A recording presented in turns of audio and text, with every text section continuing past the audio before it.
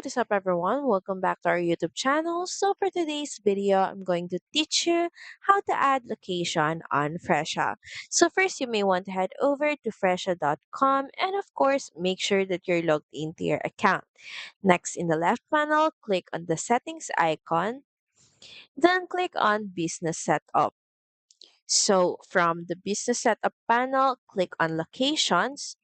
From here, you can easily add locations by clicking on the add button. From here, just start by adding location name, location contact number, and location email address. Then once done, just proceed on the next step. And from here, choose your main business type, then proceed and choose your secondary business types if you have, then proceed. And from here, just add in your business location and also add in more details about your address. Just fill out details about your new business location, then click on save.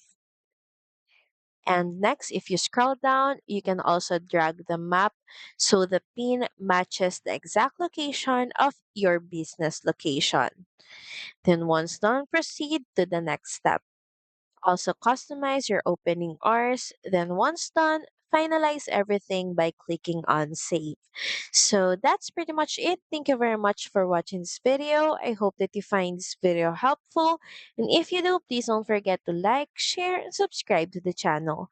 And I will see you again on the next one. Bye!